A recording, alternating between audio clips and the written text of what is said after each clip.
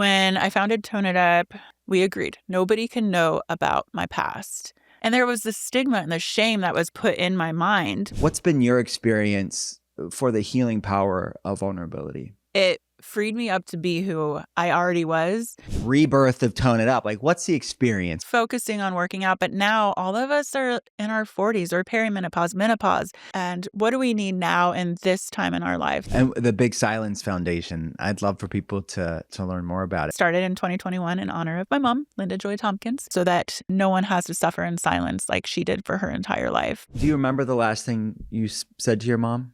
Oh, gosh. Karena, welcome to the podcast. Thank you for having me. I'm so excited to be here. I've been following your work for a very long time, seen you speak at events, so it's great to sit down with you. Likewise. So take me back in time, because I have heard a little bit about your story. A lot of it's shocking, but I want people to kind of go back and understand where you came from. You know what's so interesting is, I decided to start sharing my story. And once I started sharing, so many more people came to me. And there was some shock, but then there was a lot of, oh my gosh, me too. I had a similar upbringing. I went through all of these struggles. I have a mentally ill parent or sister or brother. And they're like, finally somebody that I know or follow is talking about it, and it makes me feel not alone. So we can go back. So I'm from Indiana, small town Indiana, and had a great childhood. Then about when I was around 10 years old, my mom started acting a little bit strange. We had moved to Indianapolis at the time, and,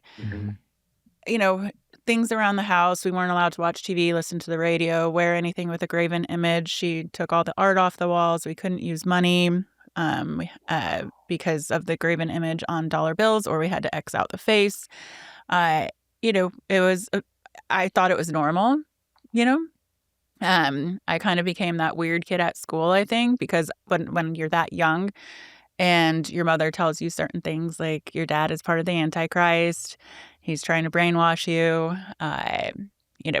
come with me, we are being sent on a journey. And I never would go with her, but she was a missing persons multiple times. And one of the longest times, she was a Jane Doe in a hospital, and that's where she was diagnosed with paranoid schizophrenia.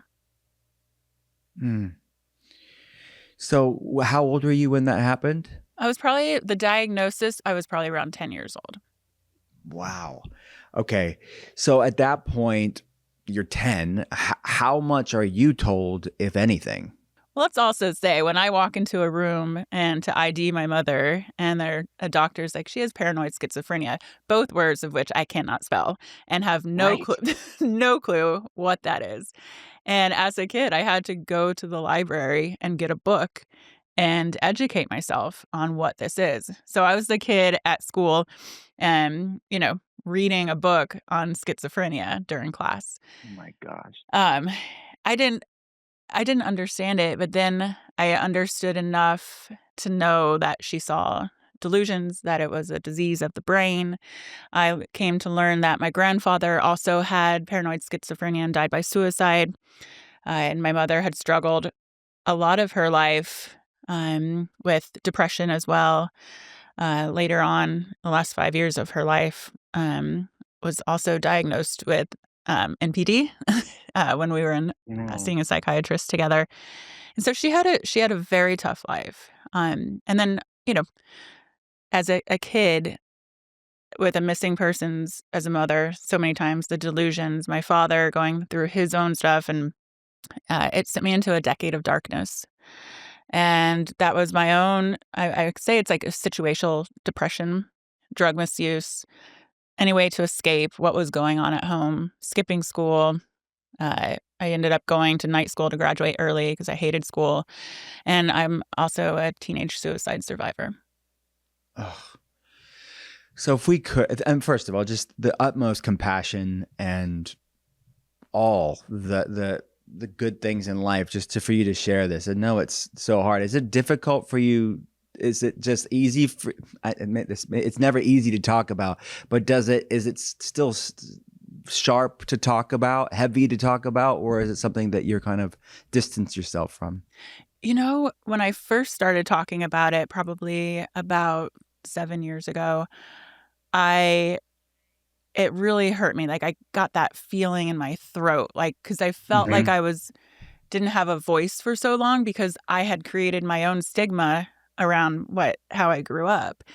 And, you know, I would get very emotional about it, but I've done so much work and I understand the story and I'm so grateful for where I am. I'm so grateful that mental illness skipped a generation between myself and my Amen. sister, and that Yeah. I'm able to do the work that I do because of that. And I'm able to have this healthy lifestyle and this just, I learned so much over the decade of darkness of being my mother's caretaker the last 5 years of her life. And I'm just, I love sharing the story because I've had so much feedback from people who have read it or relate to it, and it's saved lives. And Hmm.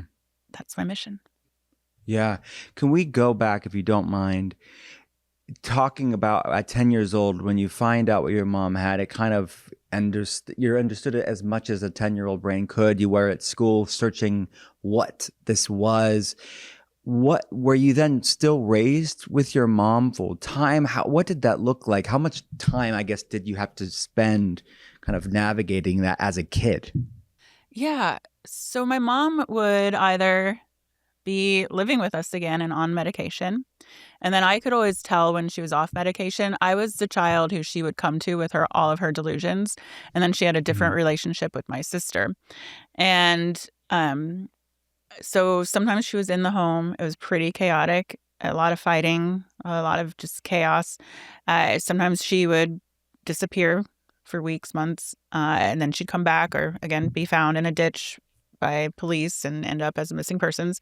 Um, and then sometimes she would get her own apartment and we would go visit her on the weekends. And her apartment was empty.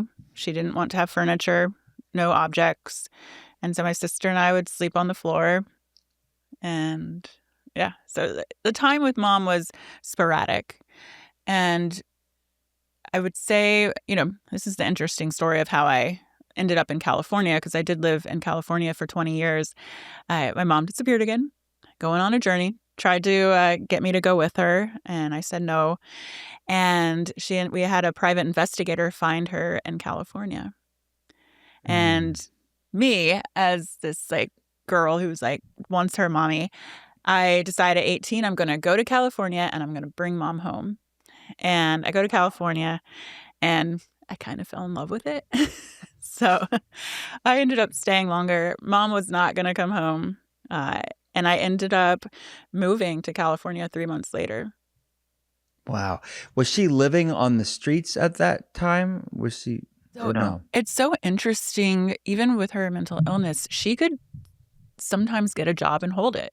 At that time, she Mm. was a social worker and she had an apartment in Hollywood and on Orange Street. And I ended up moving in with her. That was interesting. She also, in this apartment, she had a drunk homeless boyfriend living there, abusive boyfriend too. Mm. Like, My God. well, it's like crazy the stories that I have. I'm like, what is this? Like, and to me, I would bring friends over, and be like, "This is my mom, and that's her boyfriend," and my mom would be like with her Bible and going like, she's the devil" to my friend, and I'd tell my friend, "Oh, it's okay, don't worry about her." Okay. So you knew since you were little, remembering mom was different. Mom talked about graven images and the Antichrist. Your dad was the Antichrist. So you knew, forgive my ignorance. I never lived with somebody with schizophrenia before. What do you kind of play into that to sort of keep them calm, or will it irritate them if you disagree with them? Oh, it will irritate. So when I moved into this apartment, yet again, no furniture. I literally, when I moved to LA, I took a cardboard box, turned it upside down, and put a blanket over it so that we had a dining room table. And Wow. yeah, um, so to live with her, I had to abide by her rules. No graven images, no this. And back then, I think I brought a CD with into the house, and it had a picture on it, and she kicked me out for like a week. And I had some friends in Orange County. I went and stayed with them. But yeah, I had to Got it. abide by her rules. You had to abide by the rules. So when you had a friend over as a teenager, you just kind of humored her, for lack of better words, just avoid conflict. At this point, I'm 18 years old in LA and Yeah. in Hollywood. So yeah, and I mean, I had told my friends like my mom's a little off, and later in life, like probably 10 years later, it would come up and they're like, remember that time I came to stay the night at your house after we like were out at some Hollywood club and your mom was sitting there? I was like, yeah, that probably wasn't very normal, huh? She's like, no. Yeah. And it probably was so not normal for you, but probably more normalized, right? It's like less jarring for someone that's lived it. Yeah. I know the things that you actually normalize from growing up, and because you weren't talking to anyone else. We weren't talking to any other family, any friends, families, therapists. It's just you normalize the chaos. Mhm. And seeing reports over the years of people that are schizophrenic, it oftentimes, not all the time, but you'll hear these sort of religious tones with it, right? It's a mental illness, but they kind of use religious theology, but it kind of completely is distorted. What's your experience with that? Was she? I'm assuming she was a Christian, but then the theology kind of bled. The line between reality and fantasy was blurred. She was a Christian, and then Seventh Day Adventist, or Adventist, yeah, yeah. yes, and then she became Jewish. Mm, got it. And the graven image obviously is a reference to the Old Testament, right? And she really took that, seriously. So what was the extent of the graven images? I'd love to understand that. It's just that if you had a graven image, you were worshiping it. Got it. If you looked at it, if there was a piece of art on this wall right here and it was a flower, if I looked at it, I was worshiping that. Oh, even an inanimate object. Yes. Wow, any picture. And you said even money. Because there's the face of the president on the Right. So did she not, how did she handle money? Was there no paper money used? Well, if there was paper money, she would X out the face. Like, got it. All dollar bills. Wow. Okay, so this is looking back. I mean, having that childhood trauma, obviously mental illness, but it's sort of blurred with God and spirituality and religion. Was that like your relationship with the understanding of God today? Was that tough to unpack and heal, or do you not have one? yeah, I grew up just praying every day, going to church on Sundays, prayed to God, um, and was Christian growing up. And then when all of this happened, I hated God, rebelled. Understandable. Yeah. How could you do this to my family? How could you do this to my mother? And then I really hated it because my mom was so obsessed with, at the time, Christianity. And so that was part of my rebellion, was to become kind of this like anti-Christ girl, just like didn't believe. And I was angry. And again, my decade of darkness turned to drugs, raves, anything, it's just anything to, again, escape my own reality. Moving forward, when I had my aha moment where I realized I am not my mother and she does not define me, and, talking to my father, I lived in fear. Let's just say I lived in fear that I would become just like my mother and just like my grandfather. So why would I try to even succeed at anything in life? Because that's my destiny. And Yeah. then, you know, after a 3-day bender in LA, I woke up in a park with this intuition, that aha. And it was like, you're coming out, you're depressed. I've got psoriasis all over my body. And I was just like, this is it. Like, Karena, this is not how you're meant to live your life. You're mentally there. You have no by now I'm probably like 21, 22. I said, "This is not your path. If it is, you're gonna die this way, or you can change." And so I did all the things. When was I my happiest? So when I was a kid, I ran a half marathon. And also before my mom got sick, she used to do VHS tapes and work out to Jane Fonda or Kathy Smith, all this stuff. And I would watch her and I was like, one day I want to do that. And because I thought you got to work out all day. Not the not the facts. But um so I signed up for a triathlon. I traded Hollywood club nights for waking up at sunrise and going surfing. I went to therapy. I read every self-help book. So when we were talking about spirituality, I'm getting back to that. Um, so, and you'll enjoy this story. I had my psoriasis all over my body, and I went to a free clinic in Hollywood, and the doctor was like, do you have stress in your life? What's going on?" I was like, "Yeah, I do." She said, "I'm not going to prescribe you any medication. I'm going to prescribe you sunshine, yoga, and just, yeah, sunshine and yoga and a little cream." Lower That was it. stress level. Yeah. Yeah. And I said, "Okay." So I started going to the beach, laying in the sunshine, and I couldn't afford to take yoga.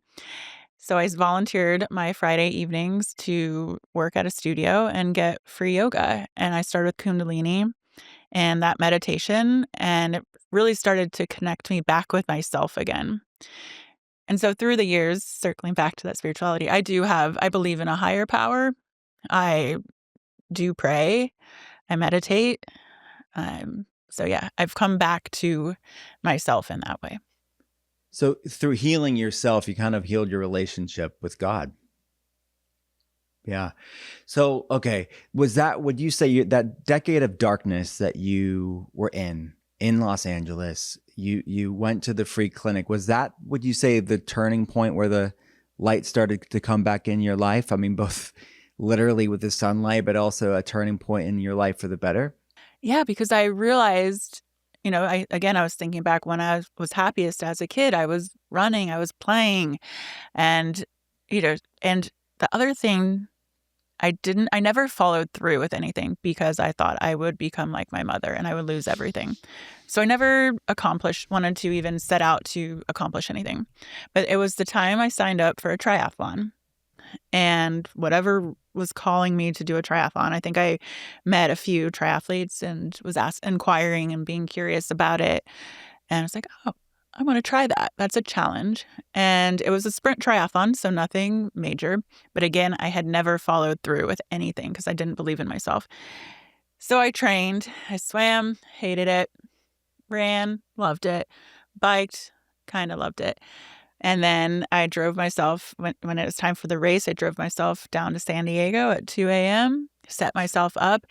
I did that race and I finished it and I cried. Crossing that finish line, I still feel that, And I was like, Mhm. dang, I actually signed up for something, trained, did it, finished it. What else can I do? Yeah. What is possible? So what was possible after that? What did that spark in you? Tell me like the things that were the most healing for you coming out of that decade of darkness.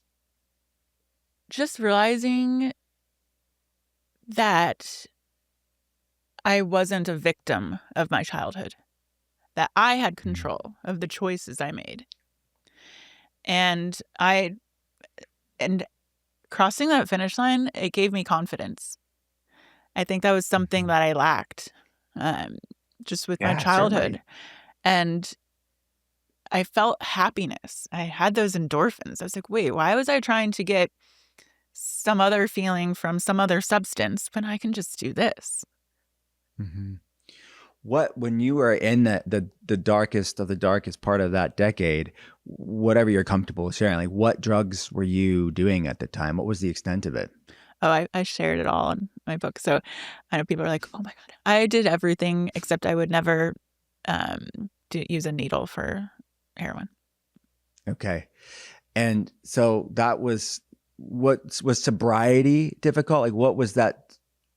rehab or sobriety journey look like? Was it traditional in rehab, or was it more unconventional? Yeah, that's actually no one ever asked me that. So I actually just stopped. It's like Wow. I don't think it was an addiction. Uh It was like an abuse, misuse. Yeah, abuse, of course. it was me just, you know, maybe I traded a bad habit for a good habit of running and triathlon and working out, Yeah. it's I just needed something to make me feel. Yeah. And, and I'm not sober. I'll have a drink, it's I don't do drugs. So it's not I was actually sober for quite a few years just to, you know, kind of reset myself, and then I like a glass of wine, sometimes a margarita Yeah. here. And I've heard from addiction specialists, and obviously everyone has their own opinions in this space, but there are, because of maybe genetics and epigenetics, there are different, and we know this in functional medicine, bioindividuality. Some people's bodies, their nervous systems, their biochemistry, they can have drugs or alcohol. It's never not going to be good, but they all can abuse it, and they can, not necessarily easy, because there's a chemical addiction for some of these things, depending on what we're talking about, but they have an easier time leaving it versus an addict brain. It triggers something and makes it a lot harder. And it sounds like that's kind of your experience. I mean, doing everything and anything. Some people can go years of relapses in the sort of the rehab system. Yeah, and I don't judge, because I know a lot now on the mental health side. There's ketamine treatments and all the Yes. different types of treatments, and I've never tried any of that for any symptoms or therapies. It just for me personally, I was like, "I've done that." I was like, "Maybe that's why I'm healed. I've done enough." But I just have no interest in I know when you're under surveillance, you're not losing your mind, but there's just something I just don't, um Okay, so you are not the only one that holds that opinion. I have known a lot of people, very public, personalities in the world. They all who have gone through addiction or abuse of drugs, they have the same opinion about psychedelics and this sort of explosion of psychedelics. And we know there's exciting science. It's emerging. Like, the researchers are exploring it. Certainly, like, there's different context to all of these things, but there's definitely a leeriness from people who have gone through it for, I would say, the maybe flippant use of it or the sort of glamorization, because they realize, I think, the power of these drugs. Yeah, they're very powerful drugs, and I always say if I was using that amount and using it freely from whoever in today's world, I wouldn't be here. It's scary. Um, Mhm. but back to, with the psychedelics and stuff, it's in the mental health space. I don't judge for those who want to try that. I know people who have gone through it, and it's helped a little, or some that it hasn't helped. I mean, to each their own on how they wanna heal in that process and what it looks like. I mean, even this weekend or next week, I'm going to Vegas for a mental health summit, and one of the big topics is psychedelics. Um, and, you know So what for your friends that ask you about it, and you're obviously not doing it in a judging way, but what if they're looking to overcome mental health challenges? What's your view of how psychedelics are used in that space? my answer is usually, "It's not for me, but if you" but at the same time, if you think it's going to help you, go for it, if it's just Mhm. not for me. Got it. All right. Well said. Okay. So you're on this healing journey. Were you, like, you're so vulnerable now, right? And you really use vulnerability as a tool, I think, of really empowering other people through your vulnerability and kind of metabolizing your own probably trauma through telling your story and being vulnerable, and other people, like you said, people can see themselves in you and know they're not alone and start to face these darknesses in their life. But did that come easily for you, that vulnerability? Or no? Were you not a vulnerable person? It's something, a skill that you learned. I had to learn it. I became very shy through the process of growing up, because when I would realize that I'm not like the other kids, or, but then actually then I think later in life, I'm like, what if all those kids at the raves doing what I was doing actually were going through the same stuff at home, but we weren't talking about it. Mm. But I think it was very scary to be vulnerable in the beginning. When I founded Tone It Up, I co-founded it in 2009, and I was talking to my ex-business partner, and I was like, we agreed, nobody can know about my past because we're these fitness superstars, like we're healthy. And there was the stigma and the shame that was put in my mind back then. And I'm like, okay, I need to be embarrassed about my past. And so then finally, when my mom was really sick and I'd always wanted to write a memoir, and it became my healing process. That's why I was just like journaling and writing those words down on pages and crying through that and opening up my heart. And I would write stuff and I'm like, can I share this? And the day I finally put it out, I was so nervous. I'm like, did I say too much? Ugh. Have you ever felt like that? Oh, yeah. Like there's no turning back. Too late. Okay. But I can't imagine sharing what you shared. I didn't go what you went through. I can only imagine the depths of rawness and vulnerability that would be. It's out in the world. There's no turning back when a book comes out. Yeah, but then I was like, whoa, here's me. I finally have a voice. I'm finally not hiding anything. And there was no shame in it anymore. And so me being vulnerable and sharing my story and then hearing other people's stories, it made me want to just embrace vulnerability. I think it's so important. I have every telehealth patient journal. It's kind of like writing your own book, right? We call it ugly journaling, kind of putting pen to paper, pencil to paper, and putting it out. The things you never would put out in the world, right? And they could burn it afterwards or whatever. But there's something cathartic, right, to metabolize that stored stress and trauma in the body. Okay, so for those of the people out there that are maybe still on the fence about vulnerability, they still, even if they won't admit it, they see vulnerability as a form of weakness. It's going to make them, vulnerable to someone judging them or rejecting them or whatever. They're going to look like a freak if they share that. What's been your experience for the healing power of vulnerability? Well, first of all, no one should judge someone's vulnerability in their story. I mean, we agree, like non-judgment is important. Yes. My experience with it, like just how the feeling of it, or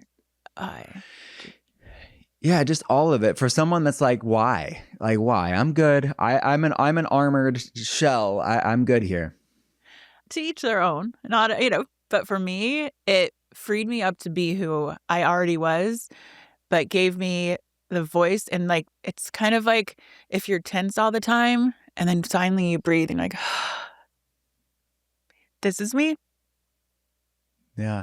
I've seen so many people that do that whether it's journaling, they may not even be out in public, right? Or obviously talk therapy or trauma work, somatic practice, whatever we're talking about that's dealing with these mind-body things. I see so many people where their symptoms improve dramatically, whether it be their skin flares or their other autoimmune symptoms or their digestive problems. Did you notice anything physical when you started being more vulnerable? I was happier. Which Mentally, is that's mental. But good. I Yeah. don't have I do have psoriasis flare-ups here and there, but I know I'm like, oh, your stress levels are going up, and I know it's why. So I'm able Mhm. to reel it back. I never have had such a bad outbreak as the one in my early 20s. Um, Physically, I I don't know. I mean, I would say less flare-ups, less stress. When you can Mhm. just sit and be who you are, I don't know physically. No, and for some it's not. The psoriasis made me think. of why I asked that question. It's because just seeing a lot of, autoimmune issues of over the years, of seeing what that was journey was like for you.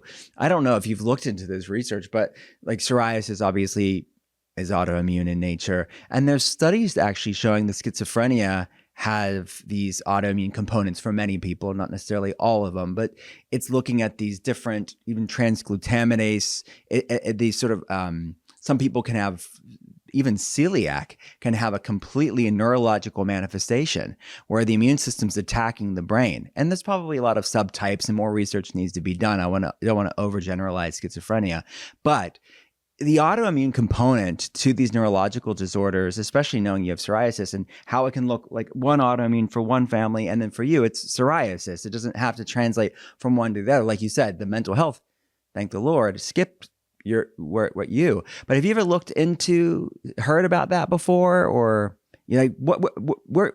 Yeah, and your mom, I know she passed away a few years ago. I'm so sorry. Like, what was the rest of her life? What did it look like? Gosh. Well, so taking it back to that Hollywood apartment with the Okay. drunk homeless boyfriend, about 2 months in, I'm 18, I moved to LA and, like, smack dab in the middle of Hollywood, Orange Street, like, not a great neighborhood. Um, so one morning I wake up, probably 2 months in, and she says, "Can you take me to the bus station, the Greyhound?" And I said, "Okay, where are you going?" She's like, "Well, Jesus has sent us on another journey. John and we need to go." And I said, "Okay." I dropped her off at the Greyhound bus station, and off she was. Didn't hear from her for months. From what you know, I tried to learn so much from her when I did have the last 5 years of her life with me. She just journeyed across the country, stayed with some Amish people, knocked on doors for food and money. Eventually, John was abusive as well, and eventually she left him.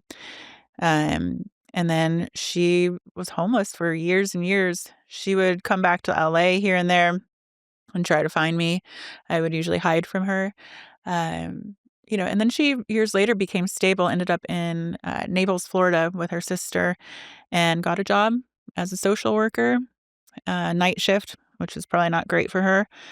And then she ended up leaving that stable situation, going back to ending up in Seattle, and then got another social work job. There's a lot of homelessness in between here and going on a journey and, you know, but it was in Seattle where she ended up having a stroke, and that was the downfall of her health. Ugh. And you got to spend those last 5 years of her life together. Were you seeing her every day? Yeah, so I got a call, um, from a friend of hers that she had a stroke 3 months prior, and she was at the hospital in Seattle, so I flew up there right away, and at the time, she had been ignoring me again, and I went there and I said, "Hey, do you want my help?" Because she was upset that I came, and she's like, "Yes, I do want your help." I said, "Okay." So I took over, um, handling, like, all of her medical stuff and talking to doctors, and, the doctors I think you'll appreciate this too, the doctors, said she has 2 weeks to live. She had also a bleeding condition in her GI and, needed transfusions all the time, and I ended up moving her to Palm Springs, California at the time. That's where I split time still to this day. And the doctor said, 2 weeks, you should put her in hospice. And I said, "No," because I saw what she was eating. I cleaned out her cabin in Washington, and it was all Slim Jims, vodka bottles, TV dinners, microwave meals, Pringles in her car. And so I started bringing healthy food to the hospital first, like fresh juices and just healthy anything because, hospital food. Um, Not the best most times. I'm Yeah. like, "How is this?" Anyways, but Yeah. Yeah, it's uh quite the image when you think about it. yeah. And so I moved her to California, um, and when she was healthy enough to get out of the hospital, I switch her diet, I go grocery shopping for her, just all the stuff that you need to heal your body. She hated it at first, and, um, and ends up she lived another 5 years, and she couldn't even walk from, like, 10 feet without being out of breath, and she ended up being able to walk again. At first, I had her in a assisted living home because I'm still running a company. I couldn't, be a caretaker 24/7. And then she got healthy enough, and we got her great doctors. They said she could live on her own. I got her a cabin up in Idlewild, and she thrived for a few years. But then, she stopped going to her doctor's appointments. She started drinking too much again, and she wasn't supposed to at all. Um, and then her health just went downhill. So that was that. Wow. So, I mean, you were told that she had just 2 weeks to live, and she lived another 5 years, had some good years, before kind of falling back in some of her ways. Yeah. But the thing is, and I know you've talked about this on your podcast before, um, isolation. She lived a life of isolation. Right. And She did. Yeah. That's a great point. So, someone that's that in her brain, like she has a universe inside her mind. Did she have any friends throughout her life? here and there, and I never know the truth too, because she ended up in Colorado, randomly for a while and lived with a friend, but then I heard she had to leave because her friend was, a part of a satanic cult. So is that true? Is that not? I don't know. But Yeah. so there was that friend, when she lived in Naples, Florida with her, she had family with my aunt and my uncle and my cousin there, but she left that situation. She never really had stable friendships. And then Yeah. So what's like how important do you think her isolation played into the severity of her mental health? I think it was a big part of it. I think so. I mean, especially for depression, her depression that she Yeah. struggled with. And I would give her all the resources she needs and spend time with her. And, I offered to have her live with us in Austin, where I spend most of my time, or, somewhere more like not up in the mountains. She always chose like those towns, that little vacation towns that no one goes to, where you can kind of hide. I don't know if you're familiar with Idlewild, California, but Yeah, I've not been, but I heard of it, and I kind of get the vibe of what we're talking it's about the here. mountains above Palm Springs. It's artsy, little hippie, but she could hide and fit in there. Yeah. Just real quick, I'm thinking of your dad when he first heard that he was the Antichrist. It was news to him. Like, how did he take the news? Like, when this first went down and you didn't really have a clear picture of what was happening with your mom. People usually don't ask about my dad, but it's so interesting too, because I believed my mother. I thought my dad was part of the Antichrist. I hated him. Wow. I rebelled against him. Makes sense. I mean, kids pick one of the parents, and it's like especially if they're pitted against one or another. Yeah, and my dad, when I told him I was going to move to California, he's like, "You're grounded," da da da. And then he knew I'm a stubborn, determined person. He's like, "I know you're going to go and drive there anyways, so I'll drive you there." Oh, So he drove across the country that's with me. sweet. How's your relationship with your dad? Great. It took a few years. We argued a lot once I lived in California. And, I would call him. This is back when there were payphones. I would have to walk to the corner and use a payphone to call my family back home.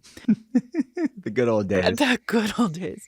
Um, Now when you see payphones around, I saw one the other day. I'm like, wow, it's just they're just sitting there. Like, does anyone use them still? Putting quarters in there? Call and collect? I probably did that a few times too to my dad. But yeah, so our relationship healed over the years, especially as I was healing. Because remember, when I moved to California at first, I was still just rebel girl. And when I started healing, and actually I witnessed my dad healing himself, and he went through his own depression. He was married to my mom for 25 years and stood by her. And then he finally had to file for a divorce. And I watched him fall in love again. And he asked permission if he could marry Beth, my stepmom. And I just was witnessing him, and I was like, if my dad can get out of this depression and this funk, why can't I? So he actually was a role model So to me. beautiful. That is so beautiful. Was it tough for your dad, I can only imagine, to not overcome the depression, but the forgiveness of it, like for both of you and him, sort of grapple with forgiving your mom? Was there any resentment for both of you to manage that? I love forgiveness. Sometimes people say I'm too forgiving, but I think it's a beautiful thing because it's not you forgive for yourself and your own mental health. Yeah. And uh I have to forgive my mom. She's sick. It's a disease. She does, Yeah. um, and I also, when I was in with her the last 3 days when she was in hospice, and she was like, "Regret, regret." She had so many regrets in life. And I was like, "Mom, but I know you weren't around, but everything the way that I was raised was not ideal, but I'm so proud of the woman I've become." And I was like, "Do not regret your life. Do not regret not being here. I don't hold any resentment towards you. Just know that." Wow. What did she regret? What specifically? You know, I couldn't quite understand it. I think she just regretted not being there as a mother. She's like, Oh, that's all I could get out of her at the time. She yeah. regretted she wasn't there for me and my sister, but she couldn't Wow. be. And But you had that it's such a place of grace, right? To like for her to you know, kind of ask for forgiveness and for whatever way. Like you said, she was sick. She didn't want all this stuff. But for there to be some forgiveness and be able to say it, right? Not everybody gets that chance to have that moment of forgiveness for the things she meant to do and the things she didn't mean or want to do. yeah, it's Both of it. interesting too because she has this self-awareness of her disease. And I asked her in those last 5 years, I was like, "So you're not on any medication?" Because she was also, a social worker, and she was also an artist. She started painting again and wearing graven images, and it was, that part was done. And she's like, "No, I am not healed." She's like, "But I know what's real and what's not." She's like, "I Mm. could see a huge spider on that window right there, but I know it's not real." Wow. So there was healing towards the end of her life of just being from the schizophrenia, I mean. What do you remember the last thing you said to your mom? Oh gosh. "I love you." It's awesome that you had that time. Yeah. You mentioned, sorry, go on. Were you going to say something else? Oh, no. See, I get emotional. It's been 3 years, but also Yeah. I will say I get emotional now because we're currently right now, my father-in-law is in hospice right now. I'm sorry. It's we're Ugh. just yeah, but just, like, death teaches you so much Yes, it does. and how Yes, it does. precious life is, yeah. Yeah. How fragile life is, what really matters with the time that we have, right? And even the longest living of us, time goes by so quickly, right? It does. It is a reminder. And may we all have that. May we all not it's unfortunate that sometimes it takes that to kind of for us to remember what really matters. Yeah. It's a learning process, especially, losing a parent and now witnessing my Mhm. husband, going through it too, so Mhm. I'm so sorry. So is your husband from Indiana too? Where is he from? No, he's from Long Island, New York, and we met in a Amazing. yeah, we met in Manhattan Beach, California, probably 15 years ago. I think we've been married 9 years, together 13. So he actually lived below Beautiful. me in an apartment building. Is that how you guys met in Manhattan Beach? In an apartment building? We had mutual friends, and then I knew Bobby was looking for an apartment, and he was going through a breakup. He lived in Echo Park, and he wanted to move to Manhattan Beach, and I sent, like, a Facebook message. I was like, "Hey, my neighbor is moving out below. It's available if you wanna take a look." And that was it. That's love at first sight. In the South Bay. So tell me about tone it up. You mentioned kind of starting toning up. For people that don't know, what's tone it up? So Tone It Up was founded in 2009. It's initially a women's fitness community. Number one. That was it. It was back in the day when before Instagram, okay? Like we're talking payphones and pre-Instagram. Collect But back in those days. Yeah. when YouTube was still just music. And so I was a sponsored triathlete at the time, host, like working in the fitness industry, fitness modeling, traveling the world, just doing all of these fun fitnessy things. Was the first female face of Oakley back in the day for the Perform Beautifully campaign. That was like my jam. And then I met Katrina, my ex-business partner, and we both had this vision of just wanting to do fitness videos. So we started out with a tripod on the beach and on YouTube and just blew up from there. Just it was it just kind of naturally snowballed being the first fitness people when Instagram came out and on YouTube. And we created community first. I really do believe we were the pioneers of community-driven fitness. And it was back in the day when fitness on TV, they're, like, yelling at you, and we just wanted to have fun because working out was what made my life fun again, and I was never very, serious, if you stumble and fall, that's fine, and it was just a really great thing, and we started to build this community, and then the community wanted a protein. So we created a protein or a nutrition plan or, just we just started providing what our community asked for. And now we have an app. I brought in about 7 years ago, I brought meditation into the app because it's really important to me. And we have now a ton of trainers. Katrina did leave about 2.5 years ago to pursue her own thing. And we did have private equity. I talk about this story in more depth on my podcast, The Big Silence. But there came a time where it was really hard for me with private equity, and I had, I, I always have intuition, and we were going through. Tone Up was going through a second private equity, um, and then there became an opportunity where they were going to sell it again, and I said, I'm the one. And so when this is being recorded, I've owned it for 5 weeks. So Oh I my haven't even gosh. as this is being recorded, I haven't even announced it publicly yet. Hey, first time. I'm honored. Thanks for breaking the news. And my vision is to bring it back to the root and the heart of what it was. It's community, women, supporting women, non-judgment, groups, meetups, events. I brought back the OG trainers, China, Steph, Tori, Christina, um, and they're back working with me. And it's incredible. And it goes to show I was so nervous. My first step to each of these trainers who I haven't worked with in 5 years was a text. Hey, it's me. Can you jump on a call? Everyone said yes. Everyone got on a call and everyone said, hell yeah. So we're That's so cool. You're bringing the band back together. yeah, we just filmed the January Fitness Challenge here in Austin. Headquarters are now here in Austin as well. Amazing.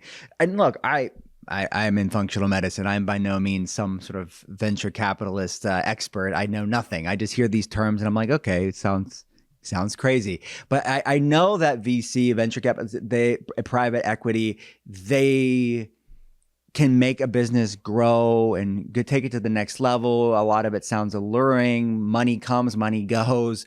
But I see so many of my friends in the wellness space, they get some of it. It's great. I'm not saying it's all bad, but some of them really get screwed, for lack of better words, because they've built this baby and then kind of it lost them.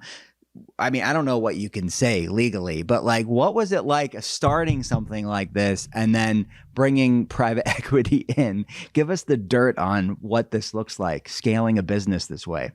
It's interesting. When starting Tone It Up, it was never a vision of starting to sell, which a lot of people do start companies with the idea, I'm going to build to sell, was never even crossing my mind. And so it was 9 years in, we were just growing, growing, growing, and we actually needed working capital. we started putting our own money back in. And then at the time, our COO and it was said, we can go to private equity and you can take some money off the table and we get working capital. And, I was like, oh, I didn't go to business school, didn't know. And so it sounded very enticing and we went that route and it was very interesting. As being co-CEOs, then private equity did want to bring in a CEO. So everything started shifting from there. I mean, I could go on and on about that adventure, which I do on my podcast, but Okay. it was, I learned so much. I'm not a finance girl now. I had to learn how to be one. And private equity VC can be great. A strategic partner would be amazing. Um, but there's lots of options out there, and I know Yeah. it can be very great and very beneficial, but I've learned what I would do and what I wouldn't do in the future. Yeah. And obviously, people can check out your podcast for all the ins and outs of what that was like as a business owner, as an entrepreneur, also in the fitness and wellness space. But like looking back, I mean, hindsight's 2020. Do you regret, or do you feel like it all worked out for the good? It all worked out for the good. Yeah. I don't like. I own 100% now. Only one on the cap table. Amazing. And, I've been very smart. I also invest myself in 30 different fitness and wellness and tech companies. I started 7 years ago. That's how I was able to fund myself. And so it's, again, we're talking, I'm like 6 weeks in here, just getting my bearings again. But it's a really exciting time for Tone It Up, for the community we built, for growing it, for working with the OG trainers again. I'm in such a happy place. And I will say it was hard as hell for probably 7 years. But I do believe because of my background and how I grew up and how I had to have a strong, be really tough and strong, I was able to stick with it and move through it and have Tone It Up come back to where it needs to be. I love it. And now you're like Taylor Swift of the fitness world, buying back your masters. I know. I love that. A few people have said that. I was like, I'll take that. It's a compliment. So take people through like the new rebirth of Tone It Up. Like, what's the experience? Take people through what they can expect. Yeah. So for myself, I had stepped back from teaching fitness and even really putting my face out there because I was not happy with the way that the company was being run and I couldn't stand behind it and I couldn't say much. But now it's going back to that authenticity, that vulnerability, being a leader, being a voice again to be able to help all of these women through their fitness and lifestyle and wellness journeys. And just creating more content outside of fitness where I'm also starting a Tone It Down podcast. So, which is just like really fun and girlfriend of girlfriend conversation, bringing back all the content we used to do that was taken offline. But also talking about more. I would say in the past, it was just about focusing on working out. But now all of us are in our 40s or perimenopause, menopause. Like Tone It Up community is growing together. A lot of the community has children now. We're married. And what do we need now in this time in our life? So really opening up about how we've grown and how we age beautifully and just how opening up those conversations that we need now that, we're in our 40s plus. I love it.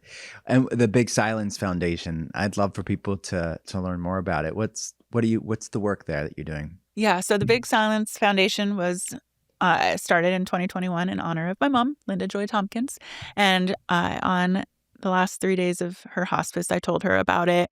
And she smiled. She couldn't say much, but in honor of her so that no one has to suffer in silence like she did for her entire life. And so we have resources and events, but our number one thing is Therapy for All. It's a program where we sponsor therapy and pay for therapy. And we have our own, we have a network of therapists that we work with. Because I know when I was younger, I could have used therapy earlier on. And also a lot of therapists don't accept health insurance, or health insurance doesn't cover therapy. Yeah, I love that. My friend, before you go, you know the podcast is called The Art of Being Well. At the end, we have Your Art of Being Well. This is Karena Dawn's Art of Being Well. What's the most disgusting healthy food that you eat? You do it for the health benefits alone because it's an acquired taste at best. Can it be a food or a product? Either one. Yeah, anything you're consuming. And I don't know. Hopefully I can say this, but I'm thinking of the most disgusting thing that I love. Ketone IQ. It tastes like horse That is piss, but such I a love good it. I don't answer. know if they sponsor you or you can even mention They that. have been a sponsor. But look, it's an acquired taste, and we're uncensored on The Art of Being Well. We're uncensored on The Art of Being Well. Michael Brandt's been on the podcast. But look, I tell that to my telehealth patients too. You're not doing this for the taste, please. We actually had Dr. Lat as well on the podcast. That's hysterical. No, Okay. I told them over there at Ketone, I was like, this tastes like horse piss. They're like, you can say that. I was like, really? But they do have the new I say flavors it's now. like the new flavors are better. I will give them that. I am not doing it for the taste. We use it for telehealth patients from an exogenous ketone standpoint, but it is kind of like cherry gasoline, if I'm being honest. Yeah. Are there other brands too that they just all taste that way?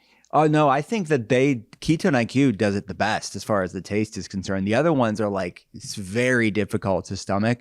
So again, you're not doing it for the taste, but they've done it the best that I've seen on the market. Okay, that's a great answer. I love it. What do you take? Well, that's a supplement, but do you take any other supplements? And if so, like what are the two maybe lesser known supplements that people should know about? You know, I'm not a big supplement person. I mean, peptides. I take like a collagen peptide powder in my protein shakes. Okay. I do protein powder. I have a ton of supplements, but I'll be honest, I'm really bad at taking them. It's like if I feel like I'm getting sick, then I'll take something, which is probably too late. Yeah. Well, food is first, right? I mean, that's the foundational. Where is somewhere that you have traveled to in the world that should be on other people's bucket list? I mean, I'm going to say this, and it's not some way out there place, but it's my favorite place is Hanalei Bay, Kauai, because I got married there, and it's my own little magical corner of the world that I love to go back to all the time. Amazing. I have a friend that's there right now, and she just had a baby, and she sent me pictures. It sounds amazing. It sounds just. I've never been. I've been to Maui, but I've never been to Kauai. Oh, I love Kauai. I love all islands, but one place I do want to go is Iceland. Yeah. Haven't been there yet. That was actually my next question: is where's somewhere that you haven't been that's on your bucket list? So Iceland it is. Yes. Amazing. What's the weirdest, most out of the box thing you've done for your wellness that you're willing to admit on a podcast? Weirdest out of the box. I don't know. Like, I probably have done some weird stuff in the past. I don't know. I'm pretty basic. Like, even when it comes to like the biohacky stuff, I'm pretty basic. I like a sauna and I like a cold plunge. Me too. I'm pretty basic. People may be surprised, but I am pretty basic.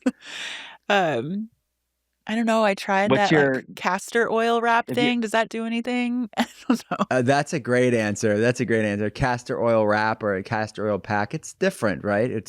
People swear by it. We integrate it for telehealth patients for certain circumstances. It can be a supportive tool, certainly. Okay. This is a question I don't ask everybody. I'm curious to get your answer. What's a conspiracy theory that you know 100% to be true? Oh gosh. But, I mean, I don't talk politics. I don't. We don't have to be political.